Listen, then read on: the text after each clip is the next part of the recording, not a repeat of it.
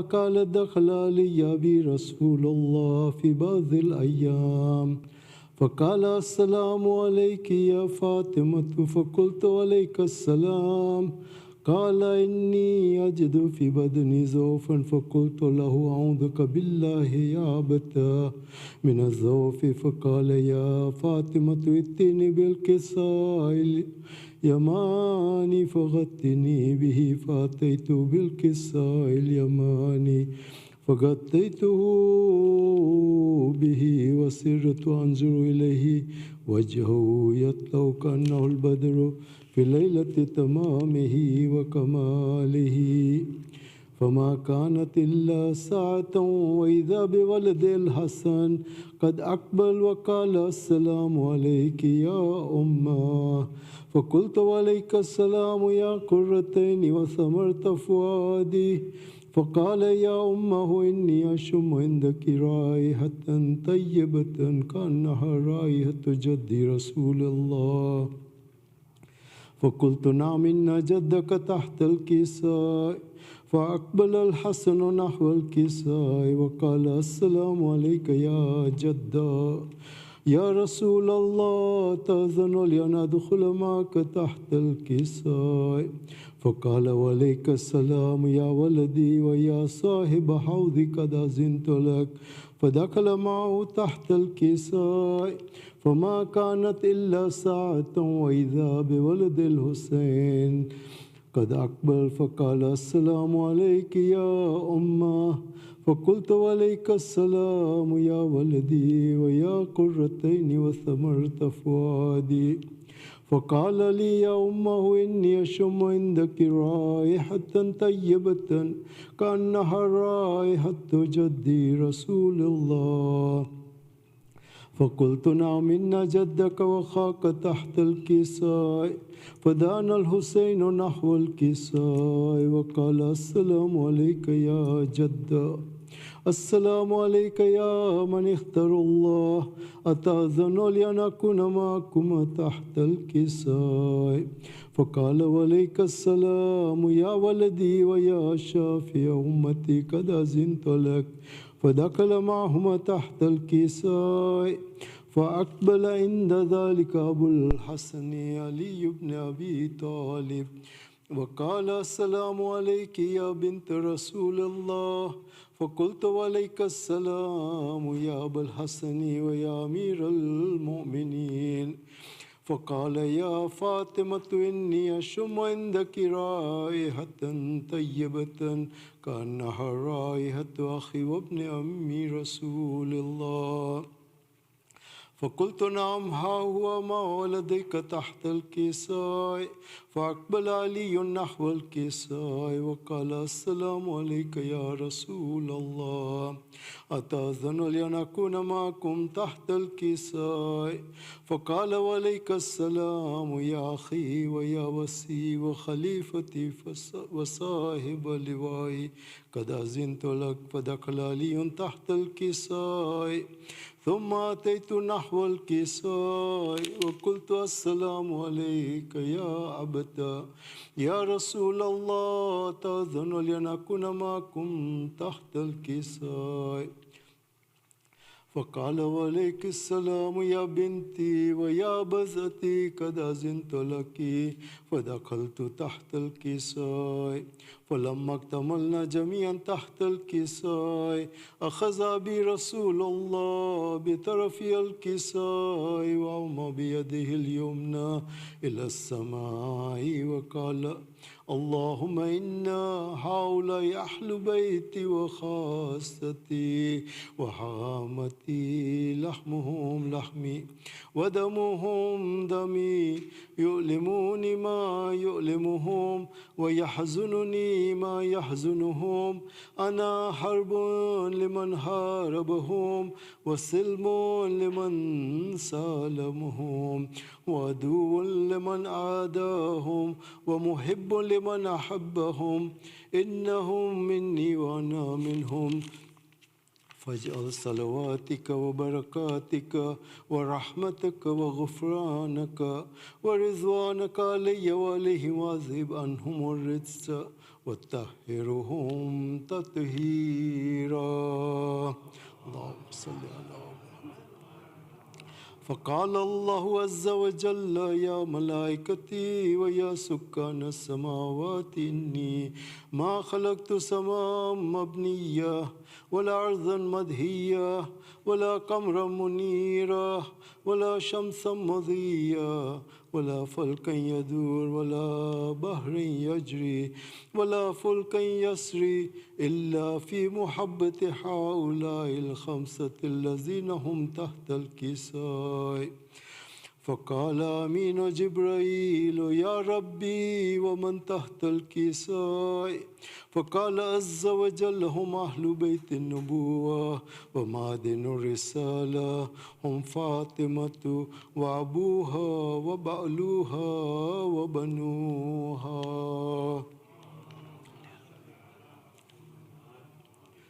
وقال جبرائيل يا ربي أتأذن لأن أحبط إلى الأرض لأكون معهم سادسا.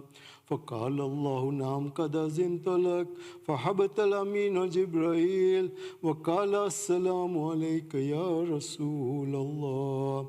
العلي الأعلى يقرأك السلام ويخصك بالتحية والإكرام ويقول لك وعزتي وجلالي إني ما خلقت سماء مبنية ولا أرضا مدهية ولا قمرا منيرا ولا شمسا مضيا ولا فلكا يدور ولا بحر يجري ولا فلكا يسري إلا لأجلكم ومحبتكم وقد أذن لي أن أدخل معكم فهل تأذن لي يا رسول الله.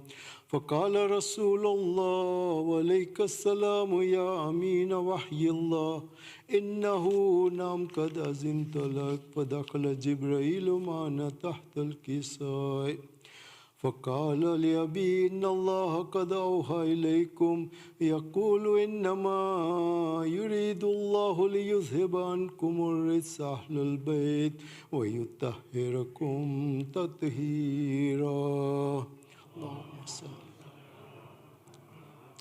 فقال علي لأبي يا رسول الله أخبرني ما لجلوسنا هذا تحت الكساء من الفضل عند الله. فقال النبي صلى الله عليه وآله والذي بعثني بالحق نبيا واصطفاني بالرسالة نجيا ما ذكر خبرنا هذا في محفل من محافل أهل الأرض وفيه جمع من شيعتنا ومحبينا إلا ونزلت عليهم الرحمة وحفت بهم الملائكة واستغفرت لهم إلى أن يتفرقوا.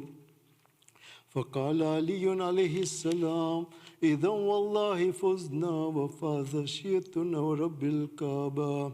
فقال أبي رسول الله صلى الله عليه وآله يا علي والذي بعثني بالحق نبيا واصطفاني بالرسالة نجيا ما ذكر خبرنا هذا في محفل من محافل أهل الأرض وفيه جمع من شيعتنا ومحبين وفيهم مهموم إلا وفرج الله همه ولا مغموم إلا وكشف الله غمه ولا طالب حاجة إلا وقضى الله حاجته. فقال علي عليه السلام إذا والله فزنا وسعدنا وكذلك شيعتنا فازوا وسعدوا في الدنيا والآخرة ورب الكعبة.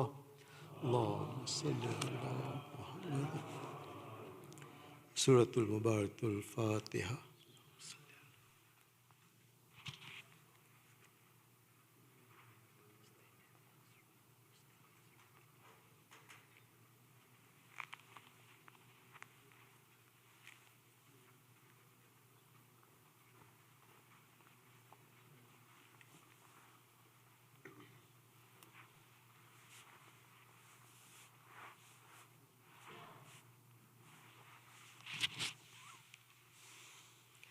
افضل السلام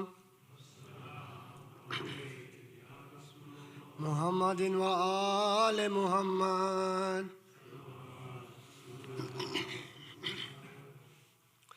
مدد کیجیے یا امام زمانہ، مدد کیجیے یا امام زمانہ، ہٹا دیجیے غیبت کا پردہ خدا را، پردہ خدا را، مدد کیجیے یا امام زمانہ، مدد کیجیے یا بڑی آفتیں ہیں زمانے پہ مولا، پریشان شیعہ کہاں جائے مولا، پکارا تمہیں جب ہوا دل جو مضطر، مدد کیجیے یا امام زمانہ، مدد کیجیے یا امام.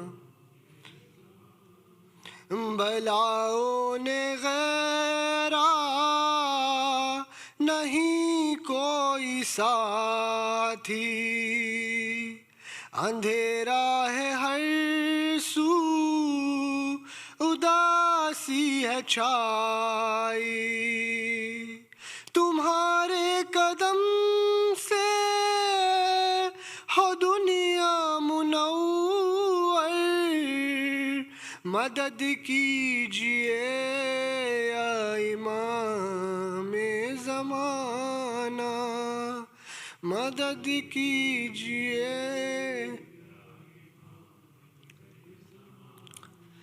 بھور میں ہے کشتی بچانے کو آؤ، غم زندگی سے چھڑانے کو آؤ، محمد کی جان ہو سفینے کی لنگر، مدد کیجیے یا امام زمانہ، مدد کیجیے.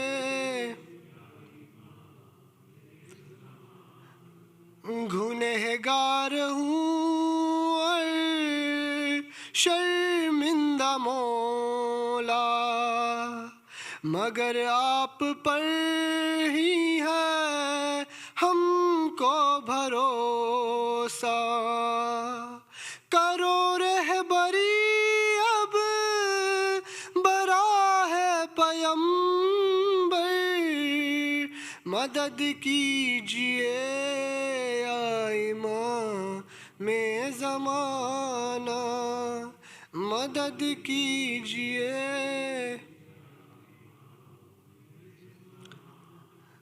تمنا یہ دل میں بہت کچھ ہے میری، ہے امید ہوگی بہت جلد پوری، میرے حق میں کر دیجئے جو کچھ ہو بہتر، مدد کیجیے یا امام زمانہ، مدد کیجیے یا امام زمانہ، ہٹا دیجیے غیبت کا پردہ خدا را، پردہ خدا را، مدد کیجیے یا امام زمانہ، मदद कीजिए या इमाम में ज़माना। अफ़ज़लुस्सलाम मोहम्मद व आले Mohammad.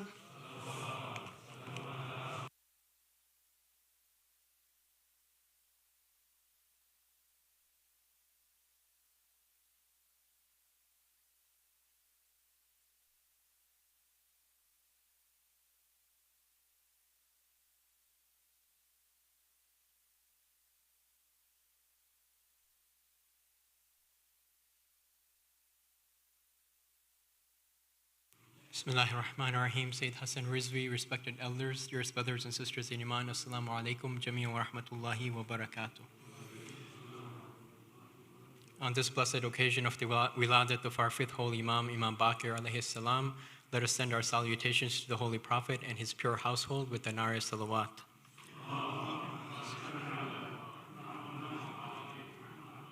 Surah Fatiha is requested for all marhumin listed on the screen, as well as all other marhumin. Surah Mubarak al-Fatiha.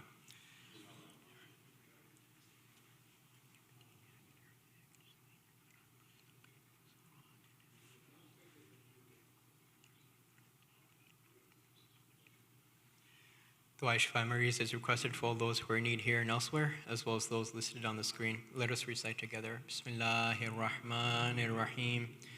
أما يجيب المضطر إذا دعاه ويكشف السوء أما يجيب المضطر إذا دعاه ويكشف السوء أما يجيب المضطر إذا دعاه ويكشف السوء أما يجيب المضطر إذا دعاه ويكشف السوء أما يجيب المضطر إذا دعاه ويكشف السوء. Ya Allah. At this time, let us invite Sayyid Hasan Rizvi to please come forward and recite tonight's majlis for Muhammad wa Ali Muhammad salawat.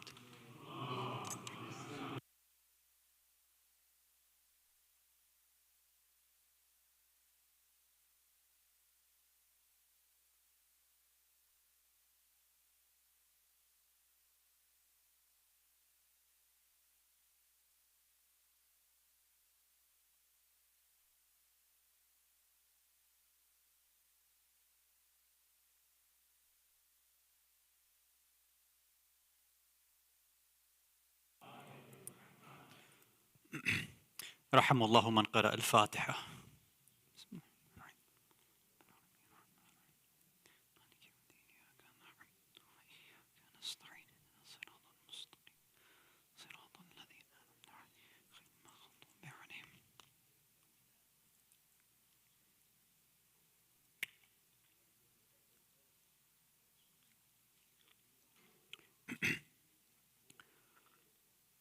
أعوذ بالله السميع العليم من الشيطان اللعين الرجيم. بسم الله الرحمن الرحيم. وبه نستعين لا حول ولا قوة إلا بالله العلي العظيم والحمد لله رب العالمين.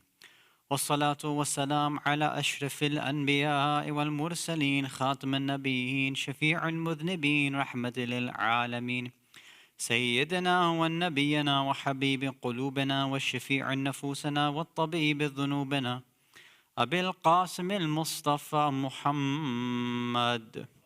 اللهم صل على محمد. ثم الصلاة والسلام والتحية والإكرام على أهل بيته الطيبين الطاهرين المعصومين المظلومين، ولعنة الله على أعدائهم أجمعين من الأولين والآخرين إلى قيام يوم الدين. أما بعد، صلوات على محمد وعلى محمد.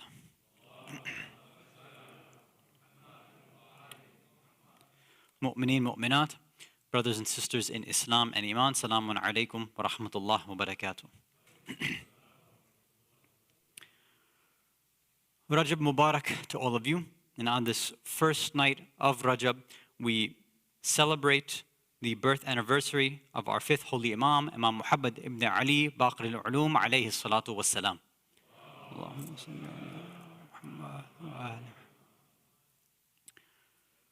I want to start off by sharing a story that took place during his life, during the time of one of the Khulafa. They say that the fifth Imam was contemporary with 4 or 5 of the Umayyad Khalifas. One of them was Hisham ibn Abdul Malik. Again, all the Umayyads were terrible, pretty much. Some of them were lesser of all the other evils, but they're all terrible. Hisham was, again, one of these noteworthy ones, cruel, oppressive, etc. So, of course, he had this hatred for the Imam, as all the other Umayyad leaders did. At one point during Hajj season, both the fifth Imam and he came with his son, the sixth Imam, they were present at Hajj, and Hisham happened to be there as well. Hisham found out that at that Hajj that year, the fifth Imam was going around and he was explaining the imamat and the concept of the wilayat of the Ahlul Bayt to the Muslims. Now again, we've talked about this in previous lectures about there were certain occasions where the Imams found the opportunity to openly express their wilayah and teach people about the imamat of the Ahlul Bayt. But they didn't always do this. And normally it was during the Hajj season. So when Hisham found out, he couldn't really do anything in public there. So he told his governor in Medina, he said, when Muhammad and his son return back to Medina, send them over to me in Sham. So once the fifth and sixth Imam come back to Medina, then they are forced to go and pay a visit to the Khalifa at his palace in Syria. And of course, just like all the Umayyads and all the sort of Zalimeen, he wanted to disgrace the Imam. This was his idea. And he was trying to figure out a way how to humiliate the Imam in front of the Muslims so that he couldn't build up this support system and base. And it even went to such an extent where normally when a leader, they invite somebody, they want to come and seat them in their palace or in their home right away, right? They don't want them to waste any time. But Hisham ibn Abdul Malik, once the Imam and his son arrived in Sham, he made them wait for 3 days before he allowed them to come and see him in the palace. And the ulama give 2 reasons. One is just, again, to disrespect him. To say that, you don't matter that much, I can wait 3 days and see you, it's not a big deal. To show the other people that, yeah, he's not that great. If he was great, then yeah, I would have him in my palace right away. But no, I can wait 3 days, no big deal. Some ulama say the other possibility was that he needed to devise a plan and a scheme to try to lower the status of the Imam. So it took him 3 days to think of something. Now, there was something, he had the Imam over eventually in the palace, and some discussions and some activities took place, some which we talked about before in previous lectures, so I'm not going to do that again. What I want to focus on is what happened after the Imam, both Imams were dismissed. So after they were done, Hisham couldn't really do anything. He couldn't humiliate the Imam, unfortunately, and it actually worked against him. What happened there was people saw the knowledge and the ilm and the status of the Imam. So now he dismisses them and sends them back to Medina. As they're leaving the palace, as they come out, the Imam notices that there's a group of individuals who have sat down and gathered in some area across from the palace of Hisham. So all these individuals are just sitting around. So he goes and investigates, says, what's going on here? He says that there are all these people here are Christian priests and monks. So they're scholars, right? They're urafa, basically. They're mystics. They sit here. They come here every year. They sit down and they have this gathering because their grand archbishop comes and visits. So the grand archbishop comes and he visits. So their scholars, the Christian scholars and monks, they come, they sit here, they wait for him, and they have this, Q&A. Every year this takes place. So we don't really have what they ask, but I'm sure we can imagine the kind of things that a Christian monk or priest would ask, and a grand sort of archbishop when he would come every year. Maybe it's similar to the stuff that we ask, right? Maybe they come every year and they ask the Christian grand archbishop, hey, is music halal or haram, right? Kind of the same stuff that we do all the time. Maybe not, I don't know. Anyway, so Hisham found out that something was he knew what was going on, but then he saw that the fifth Imam was interested.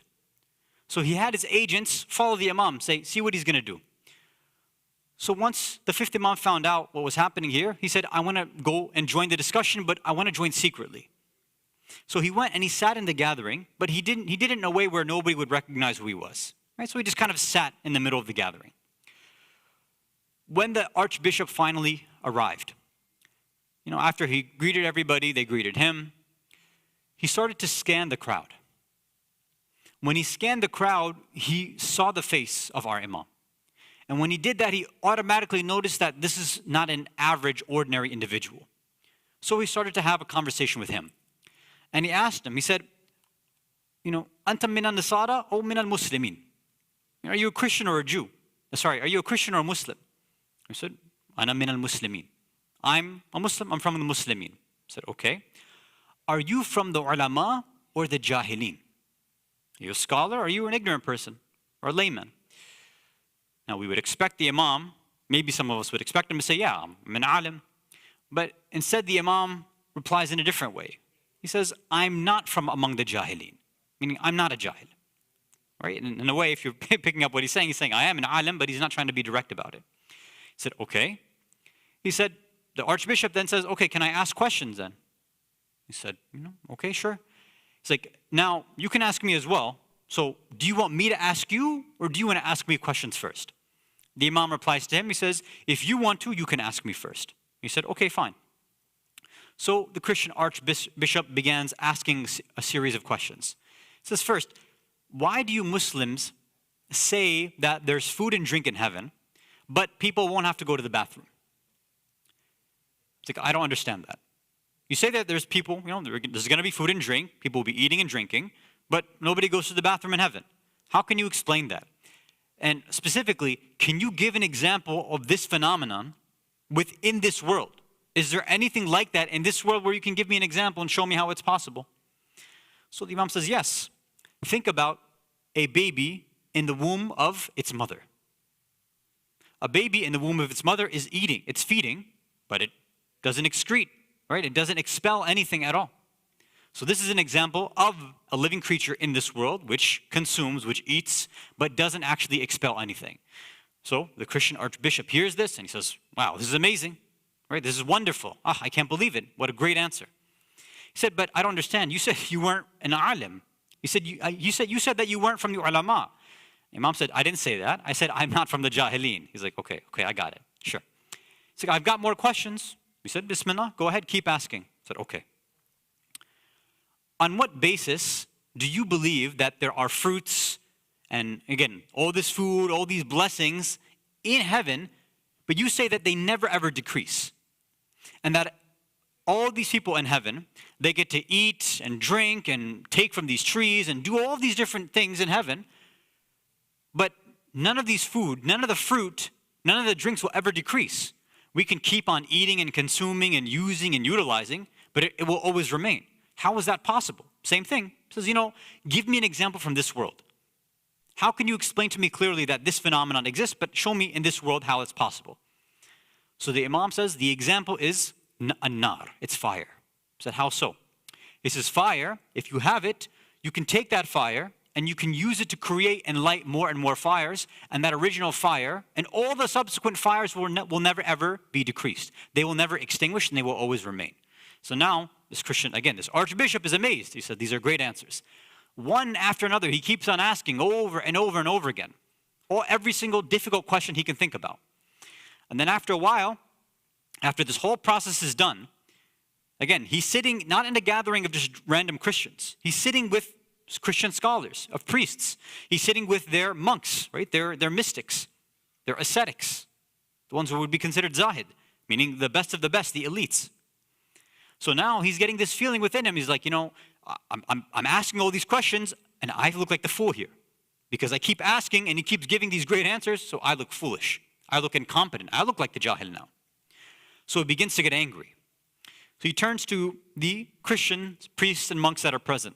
He said, Ayyuhan nas, people, did you bring this alim here whose knowledge is higher than mine in order to humiliate me and to show that the Muslims have a leader that's more superior than ours and somebody that's more learned than our leaders? He's like, I swear to Allah, I swear to God, I will never ever speak to you again.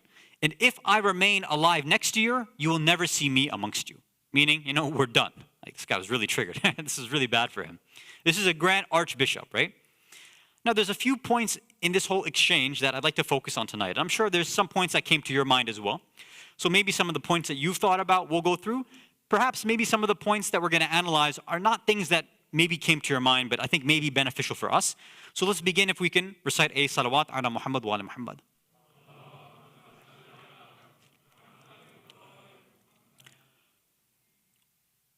Obviously, whenever we talk about the personality of the fifth Imam, being Al-Baqir, right, the splitter, Baqir al-Ulum, Baqir al-Ilm, the splitter and opener of knowledge. Usually the topic that we have, or the subtopic and the subject matter on his wilada or shahada is always about ilm and knowledge and tadris and ta'aleem and education and things like that, right? What I want to focus on within this specific story is that perhaps we can learn the adab of ta'aleem and ta'allum. We can learn some of the etiquettes and the adab and the mannerisms when we're trying to actually learn and expand our knowledge. And there's one specific thing that I want to focus on. If we have time, maybe a few other points, but we'll see. The first one, and I think that this is probably the most important, is this idea of you better be careful and you better be ready for what you're about to get into. You should know yourself well enough on whether you are ready or not to get involved in this deep exchange and journey of knowledge. Now, what do I mean here? Let's look at this archbishop. Again, he's the highest, one of the highest level Christian leaders. He's not coming to speak to general lay people, he's speaking to the ulama amongst them. And we see that at the beginning, he's very respectful. He has adab, right? He's not mean or angry or anything like that. He's not, غير akhlaqi. He's showing akhlaq. He's showing respect. He's even at such a level where he recognizes the nur of the imam, right? He picks him out from the crowd. He scans the crowd first and he sees the light of the imam. He says, let me speak to this one first. So there obviously was something within this archbishop, some potential for hidayat and guidance, right? He wasn't just some random, ignorant, arrogant jahil. But you see all the way at the end of the exchange, it's a complete 180. In the beginning, he starts by recognizing haqq. He recognizes the truth. He has this potential for guidance. At the end, you see his real akhlaq comes out. He's tested, and because of the fact that he's made to feel like a fool, and he's made a fool in the gathering, he starts yelling at the other Christians that are present. Right? He says, I don't ever want to see you again. You humiliated me. He's not able to handle the fact that there's somebody more knowledgeable than him. So there are many points in our life that I think we can focus on this, is that we have the potential for guidance, we have the potential to learn and grow, but some of the attitudes, the mannerisms, the way we go about it along the way actually doesn't just ruin and make us lose our knowledge. It doesn't just destroy our intellect, but it actually makes us a jahil. It actually turns us the other way around. And it can actually make us among the jahilin and turn us away from haqq and turn us towards batil. Now, how can we look at this? First, hadith that I'll share from Imam Al-Baqir alayhi salatu wasalam.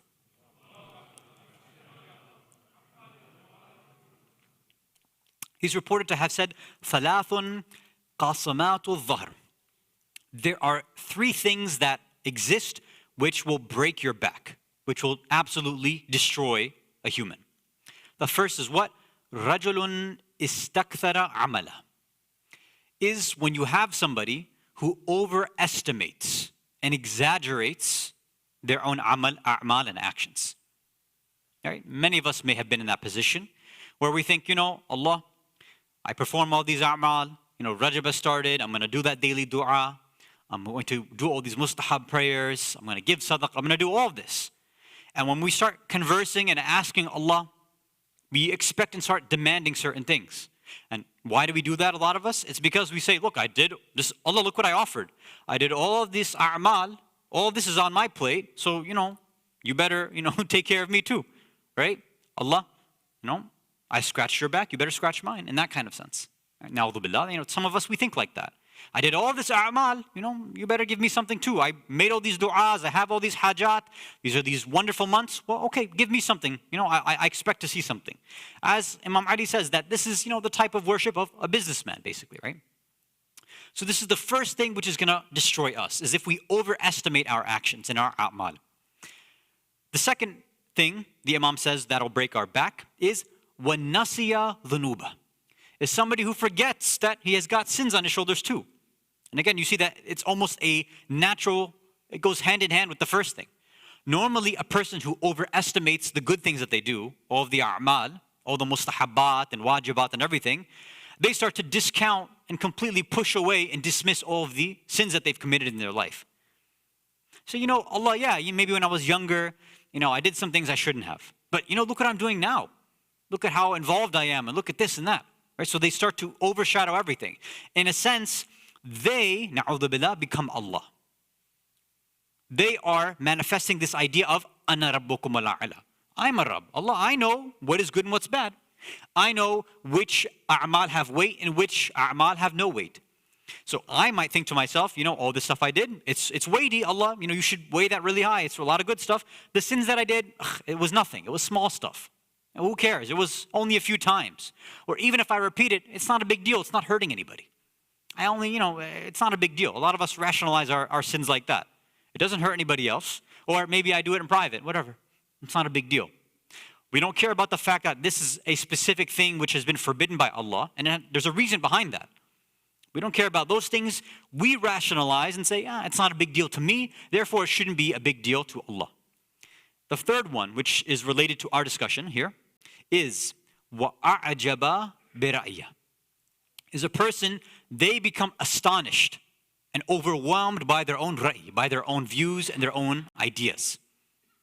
So the first thing was what? That'll destroy us is when we overestimate the good things, our a'mal. Second thing is when we forget about our sins. And the third is when we become completely blown away by our own ideas and opinions. Now, many of you may be in this category as well, especially when it comes to, let's say, Islamic ideas. Let me put it this way, right? Recite a salawat ala Muhammad wa ala Muhammad.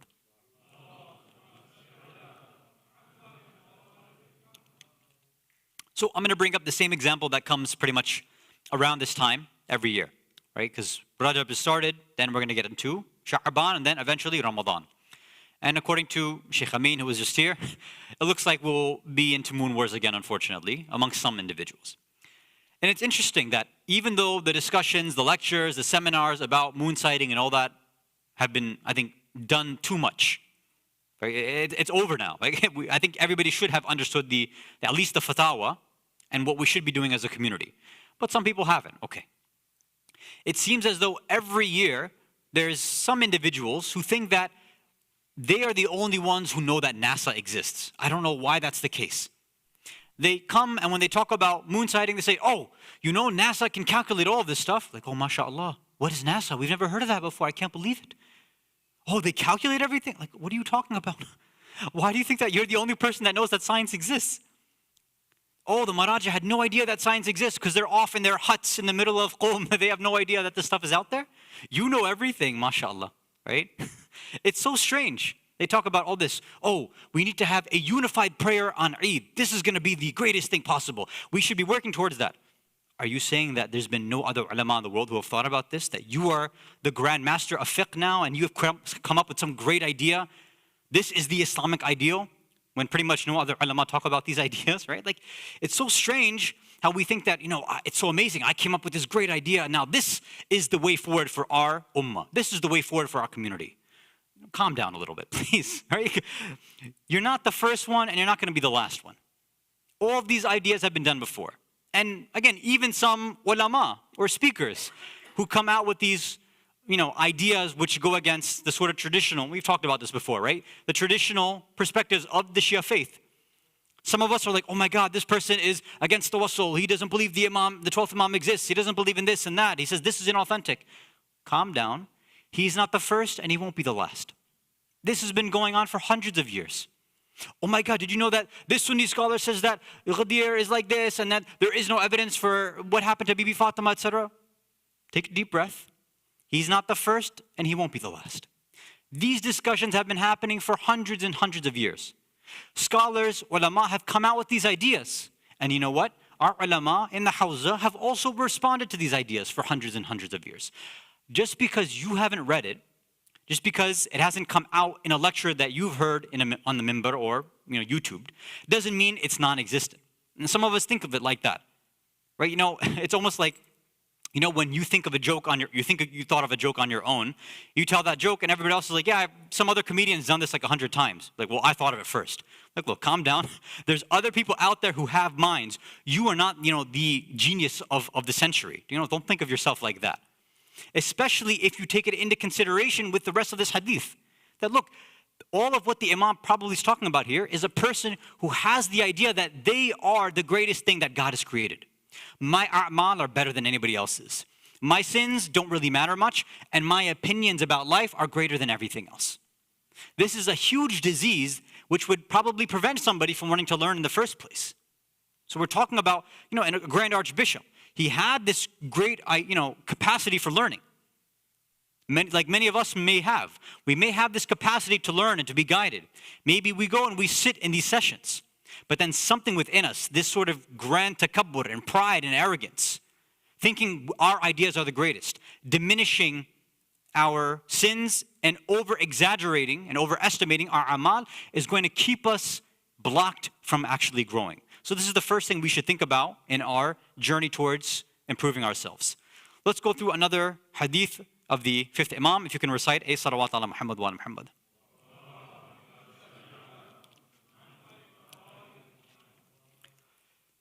He's narrated to have said, Al-khusuma tahmaqu ad-din, wa tahbutu al-amal, wa turith al-shak.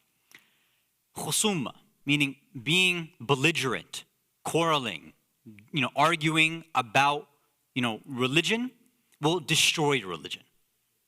If you're the type that wants to just argue every single little point all the time, right?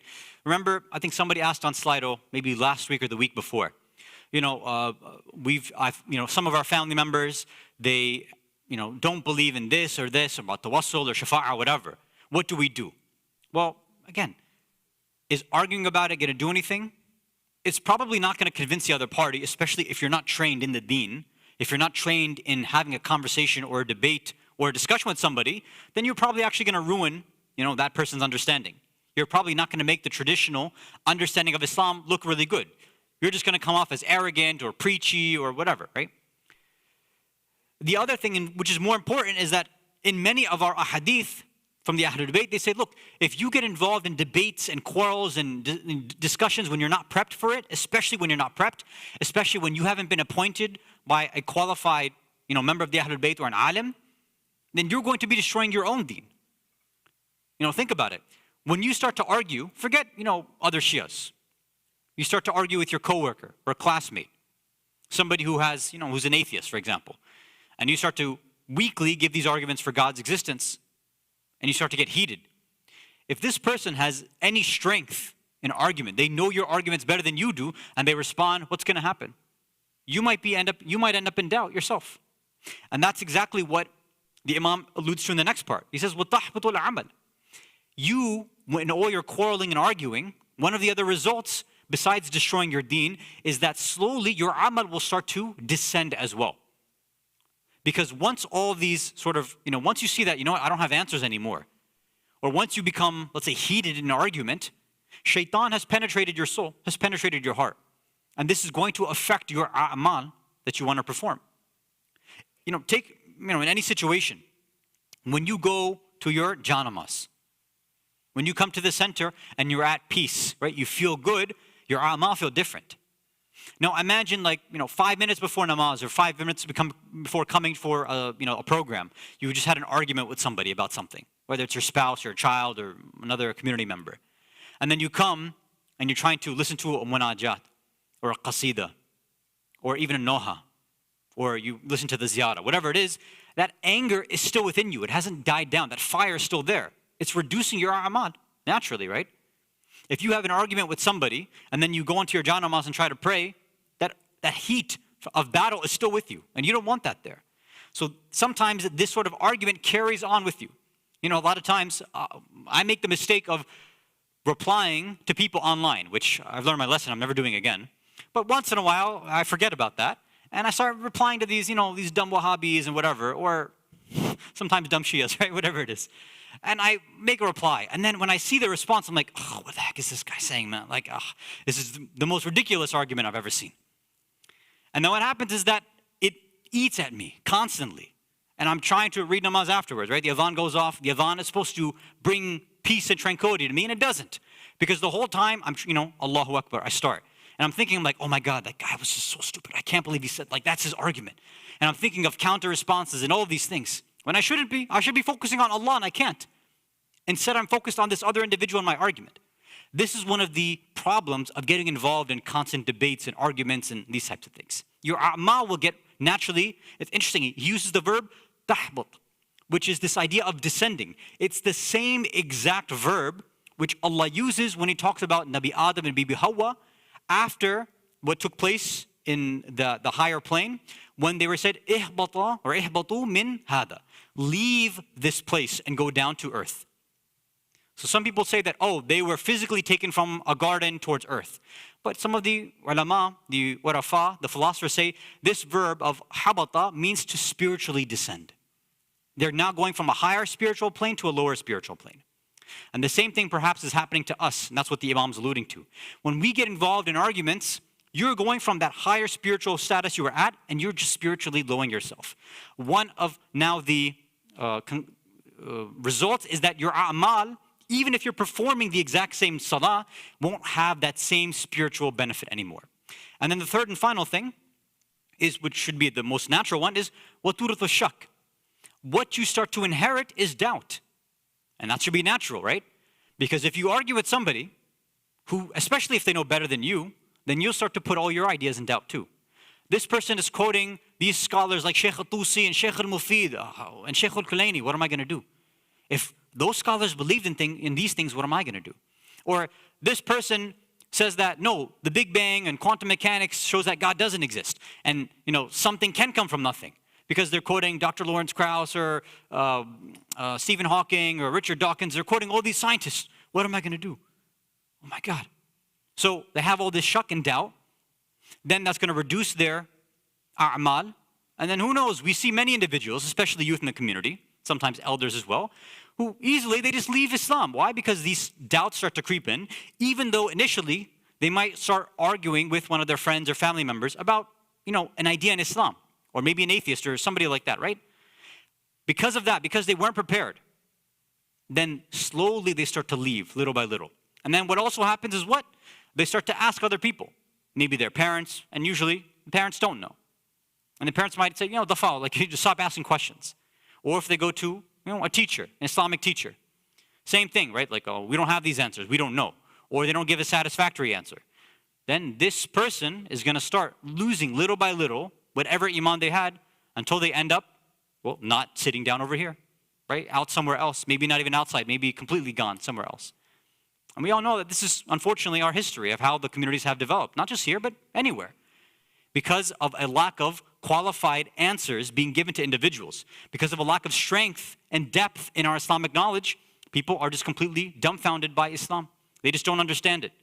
So all we have to do now is go on blind faith. So if that's what you want, that's okay. No problem. Keep the blind faith. Okay. Just don't get yourself involved with quarrels and debates, because you're going to end up in a place where your a'mal will get reduced and you may even end up in shak. And if you end up in that shak, your Islam might go out the door as well. Salawat ala Muhammad wa ala Muhammad.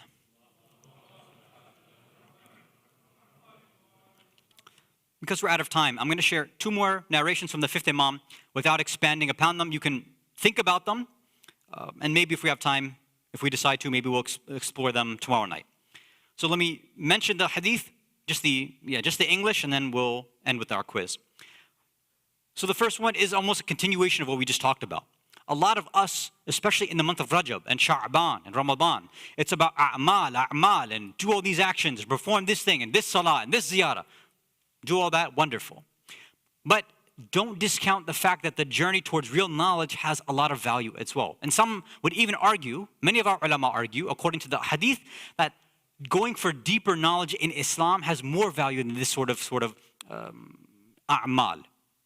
So, for example, one hadith says that tadhakurul ilm sa'a khayrun min qiyamul layl. That revising, studying, going deep, and remembering ilm for 1 hour is greater than qiyamul layl, than staying up all night and performing, whatever somebody would do in Qiyamul Layl, which normally means various types of salah, like namaz al-shab, right? Things like that, or different types of ibadat. 1 hour of proper research, investigation, study, and learning for 1 hour is better than a whole night of, ibadah. And that says a lot for us. Most of us can barely handle, 31 minutes going on, right? We can barely handle that, right? And what we're doing all night, that's a whole other story too. I don't think it's tadhakur al-ilm, it's probably something else. I don't know what sports you guys are watching because the time difference and this and that, you have to stay up all night and watch these matches or things like that. Khair. One more hadith. And this is specifically for the youth, right? For the elders who do that, that's wonderful. But a lot of times, it's the youth who really need to put more of a focus on this investigation. So one hadith from the fifth Imam says that if a young person comes to me, a Shia youth comes to me, and I see that this youth does not have depth in their knowledge of Shia Islam, he says, then, I don't know how else to, so he says, لَأَوْجَعْتُهُ. He says, if I were, and he's given like a hypothetical scenario, but there's a strength in this scenario. He says, if a young Shia were to be brought to me, and I see that this young Shia does not have any depth in his Islamic knowledge, he's literally saying that I would beat him, I would hit him, I'd cause him pain. Now, this is not an advocacy for violence, obviously, and parents don't go and, if you ask your kids questions, don't start slapping around. That's not the point of the hadith. It's trying to emphasize the fact that the Imam is expecting the youth more than anybody else to really have depth in their knowledge of Islam.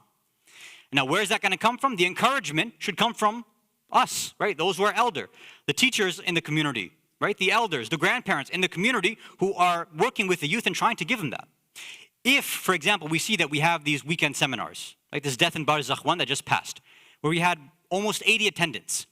How many of them were under 18? It was maybe one or two that we witnessed. Now, it's good that we had many elders. It's wonderful that the people attending Death in Barzakh were the ones who are about to see Death in Barzakh, right? Probably in like a few days, we don't know, right? That's good that at that age they're learning. But when we don't see youth there, that's a problem. And I don't blame the youth for that. I blame the ones who should be encouraging, who in their homes, if the kids don't want to go and learn, they're not saying, Mom, Dad, can you sign me up for this course? I want to go. If they don't have that interest, they'd rather go to a concert or, I don't know, some science exhibit, something like that, rather than go to something like this. Not to say don't do those, well, don't do the concert, of course. If it's a haram one, right? Halal concerts, I don't know if they exist. Can't say that. I can't apply the rulings for you, but khair. All these other things that are going on, if that's what our kids are going for, well, something happened with our tarbiyah. Something happened in the home. Don't blame your child for that. Blame yourself for that. You and I are to blame if our kids are more interested in the dunya than the akhirah. If your child has come to you, or if you give them a taste of a little bit of these things and they see that, this stuff is actually interesting. Learning about these concepts is really actually wonderful. Then you know that you're on your way to doing a good job. And if you don't have that relationship yet, it's never too late. You can sit down with your child, open the channels of communication, say, look, we haven't done it before. This is going to be strange. I don't want to get preachy, but I want to start setting it up so that we can encourage these things. You tell me what topics you're interested in. What would you like to do? And, we'll set those up. Even if that means, say, look, if you want to go for ziyarah, we'll set that up. If you want to go and just for the tourist stuff, at least we'll go for one day for ziyarah, right? Whatever it is, find a way, whatever it happens to be, to grab them, use that, and then slowly, with tolerance, with leniency, build them up till they get to that point where they say, Mom, Dad, even if you're not going to go, I want to go. I'll spend my own money so I can go and I can learn. If we can get to that place, then truly we would have learned from our Imam who really has opened up the channels of knowledge for us. Salawat ala Muhammad wa ala Muhammad.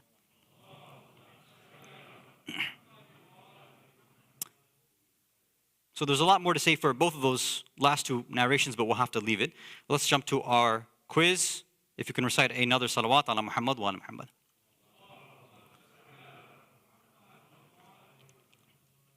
Okay, assalamu alaikum to everybody. Who do we have? We've got Bande Khuda 2, Amina Laka, KSI 313, Gulab Jaman, Labaik Ya Imam. I don't know what ENABA is supposed to be.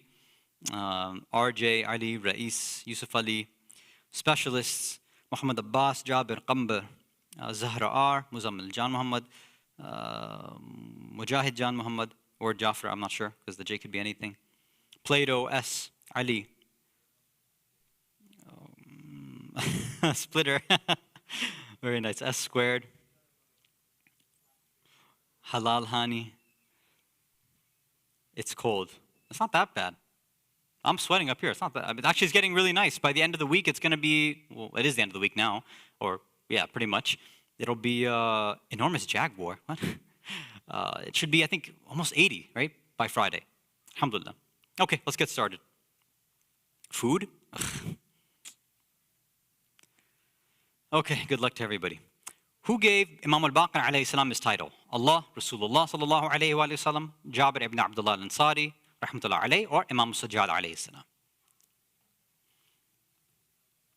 And among the Ahlul Bayt and all the titles, it's been given by various individuals. What about the fifth Imam specifically?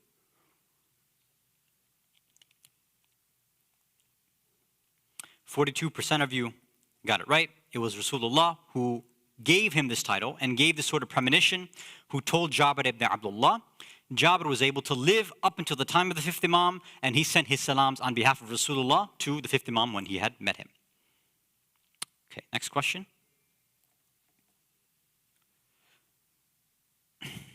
What is the connection between the word Baqara and the title Al-Baqir?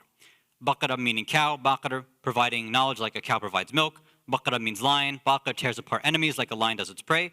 Baqara means splitting open and revealing, and Baqir splits open and reveals knowledge and information, or all of the above.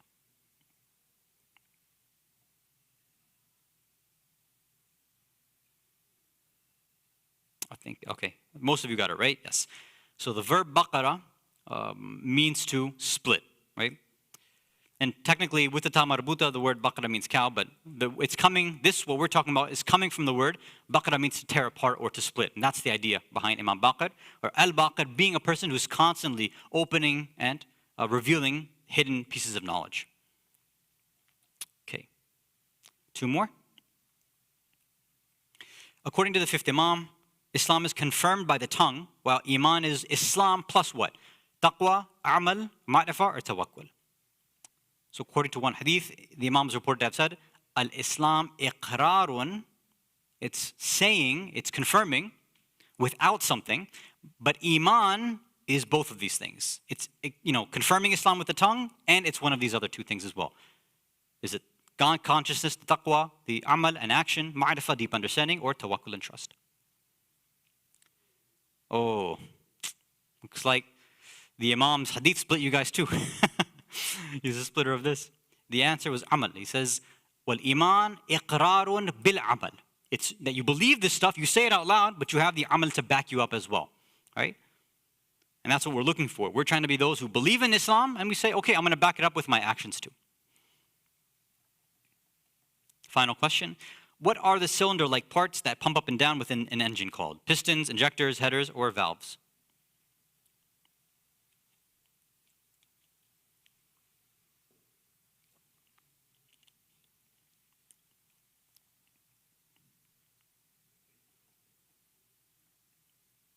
I think this would be a good idea to have for kind of community class. If anybody here, all those who are gearheads and mechanics in the community, they should offer some basic classes, right? Like how to do an oil change a tire, things like that, right? Might be a good idea. Pistons, most of you got it right. Wonderful. Okay, congratulations to specialists, 4 out of 4, 34 seconds. Also 4 out of 4 for Rais and Abu, but not as quick with 49 seconds, 51. Labayk ya Imam and Plato. Oh, sorry, Labayk ya Imam also had 4 out of 4. Plato with 3 out of 4, but very quick. Most of you got confused by the question about the fifth Imam, where he said, Islam is iqrar bila amal. It's testifying, believing, but you don't have the action to back up. Iman, the higher level, is when you have, you explain, you confirm Islam, but you also have the actions to back you up too. Okay, we will see you all for the Thursday night program tomorrow night, as well as the Shahada program on Friday night, if Allah permits. Again, Rajab Mubarak to all of you. Let's make this a Rajab where all of us can benefit, and both in our a'mal and our actions in terms of learning and increasing our knowledge as well. Walhamdulillahi Rabbil Alameen. Wa sallallahu ala Sayyidina Muhammad wa ala ahli baytih tayyibin tahirin. Salawat ala Muhammad wa ali Muhammad.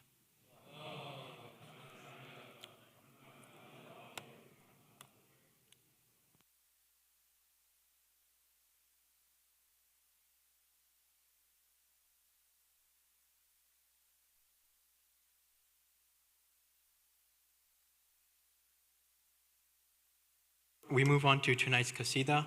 We have a presentation on behalf of the seniors of the community.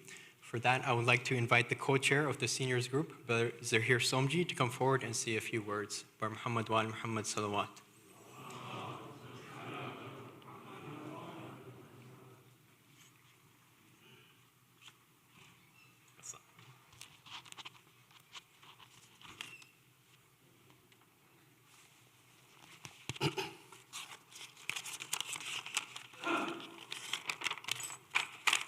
أعوذ بالله من الشيطان الرجيم بسم الله الرحمن الرحيم મારા ભાઈઓ બહેનો વડીલો અને બાળકો અસ્સલામુ અલૈકુમ સિનિયર્સની કમિટીની તરફથી બધાને ઘણી ઘણી ખુશાલી મુબારક HICના મેનેજમેન્ટનો અમે આભાર છે કે મને માસુમાબાઈ બલવાની અને સાજિદાબાઈ તેજાનીને સિનિયર્સનું ભરોસો કર્યા છે અમેરિકામાં રહીને અમને એટલી ખબર છે કે કોઈ પણ ચીજને ઇમ્પોર્ટન્સ દેવી હોય તો એમનો લોગો બનાવો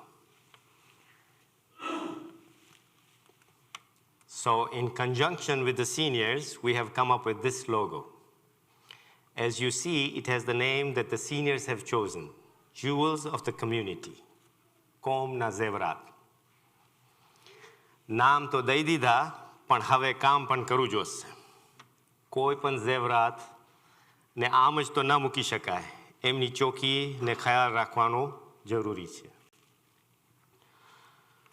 થોડા વખત પહેલા આપણો પ્રસંગ હતો ને એમાં આપણો એક બુઝુર્ગ ભાષણ આપ્યું This man had an awesome resume and a career to kill for. But when asked what his number one complaint was, he said loneliness. In a community of 1,200 plus, there should not be anybody that is lonely. We need to do a better job.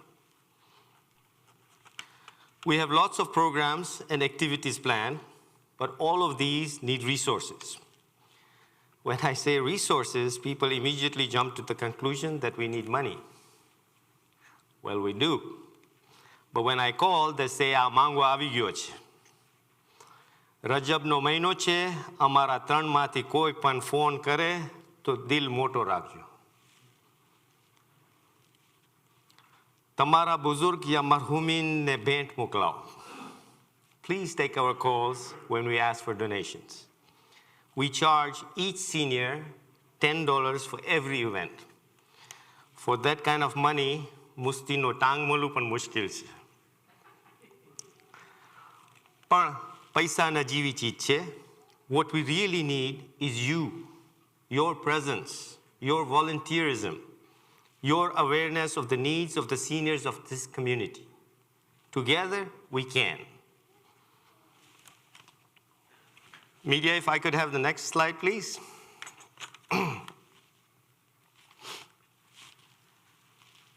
આ ફેબ્રુઆરી 19મી તારીખના શનિવારના 2 થી 5 વાગે આપણે seniors ladies ને જેન્ટ્સનો event છે હાજરી જરૂર દેજો અને બાકીની વિગતો આવતી રહેશે રજિસ્ટર કરવું જરૂરી છે આ થોડા સમયમાં બહુ જાજુ માંગ્યા પણ અવલ માંગ ઈ છે કે દુઆમાં જરૂર યાદ રાખજો અસ્સલામુ અલૈકુમ વરહમતુલ્લાહિ વબરકાતુહુ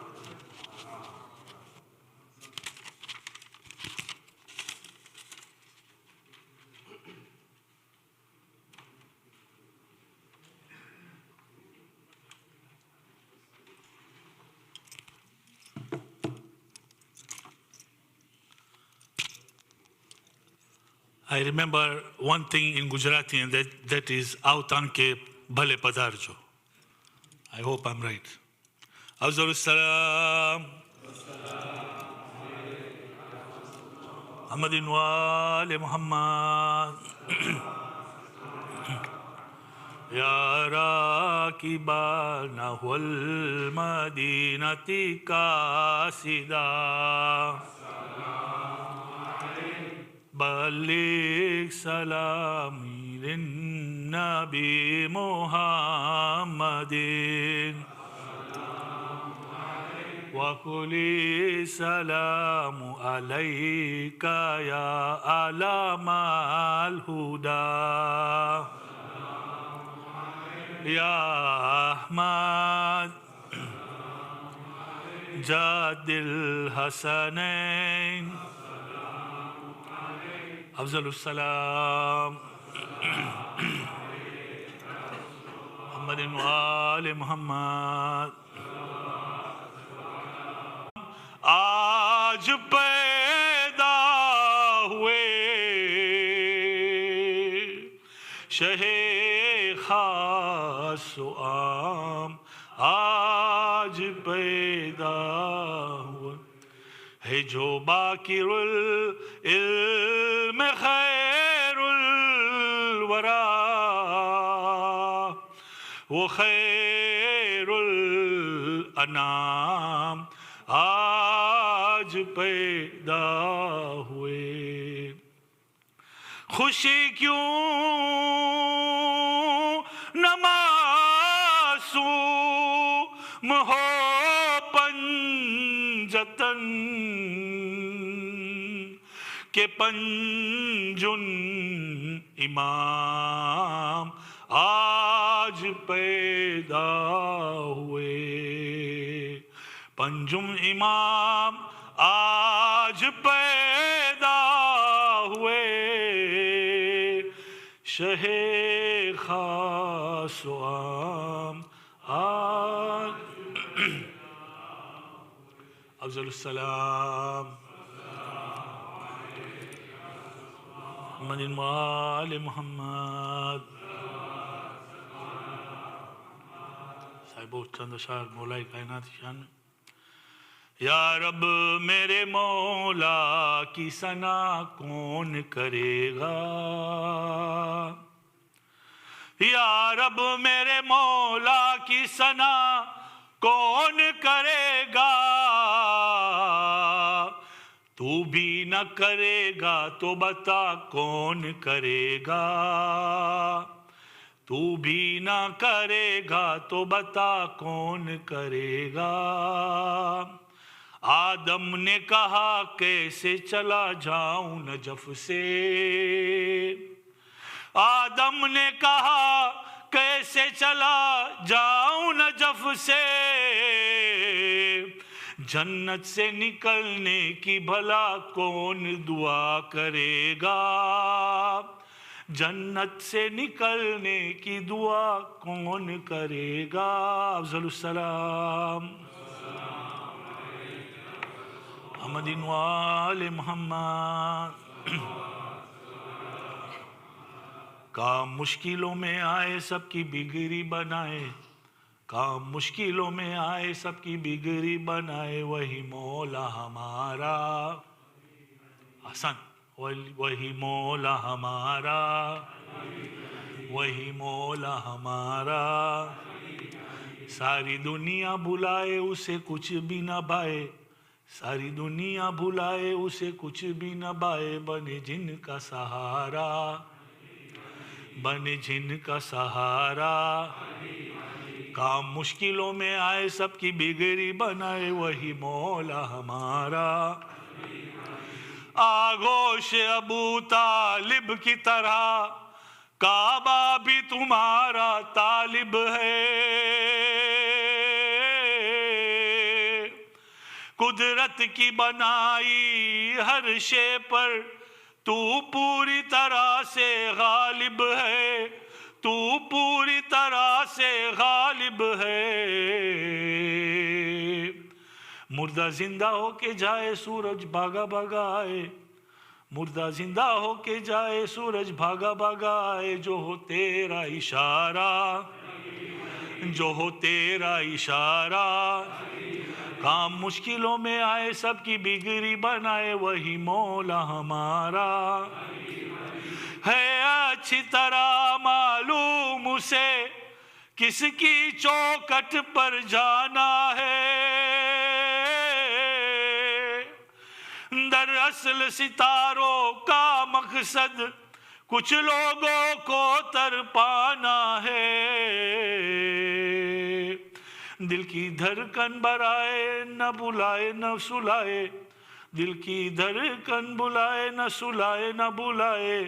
کہتا جائے وہ ستارہ، چمکیتا جائے وہ ستارہ، وہ جس کے ایک اشارے پر مغرب سے پلٹ آئے سورج، سو جان نچھاور چاند کرے قدموں میں بچھا جائے سورج، ایسا معجزہ دکھائے کچھ سمجھ میں نہ آئے، ایسا معجزہ دکھائے کچھ سمجھ میں نہ آئے، وہی رب کا دلارا، وہی رب کا دلارا، کام مشکلوں میں آئے سب کی بگڑی بنائے، وہی مولا ہمارا، الہی ببیمار داشتے بلا، جو بیمار ہو جلد پاوے شفا، الہی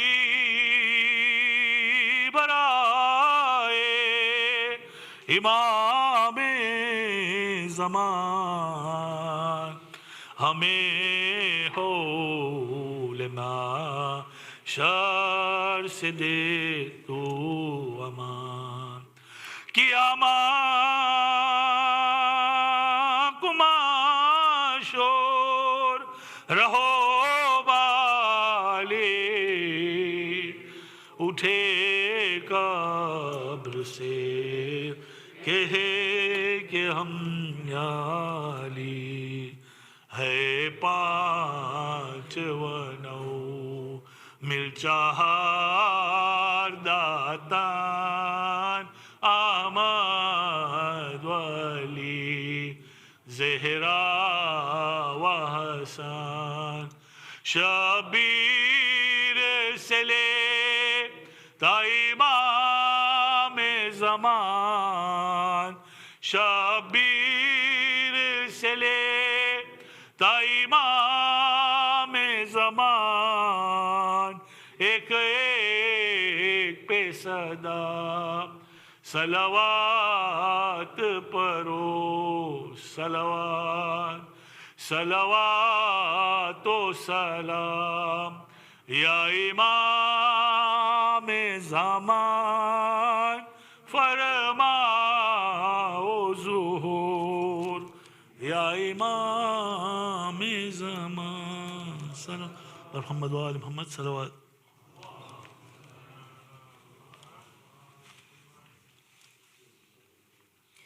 السلام عليك يا رسول الله، السلام عليك يا أمير المؤمنين، السلام عليك يا فاطمة الزهراء سيدة نساء العالمين، السلام عليك يا حسن المجتبى، السلام عليك يا أبا عبد الله حسين، السلام عليك يا علي بن حسين ومحمد بن علي وجعفر بن محمد وموسى بن جعفر وعلي بن موسى ومحمد بن علي وعلي بن محمد والحسن بن علي. السلام عليك يا أصحاب العصر والزمان، الأمان الأمان الأمان. السلام عليكم ورحمة الله وبركاته. اللهم كل وليك حجة ابن الحسن صلواتك عليه وعلى آبائه في هذه الساعة وفي كل ساعة، وليا وحافظا وقائدا وناصرا ودليلا وعينا، حتى تسكنه أرضك ثوعا وتمتعه فيها سويا.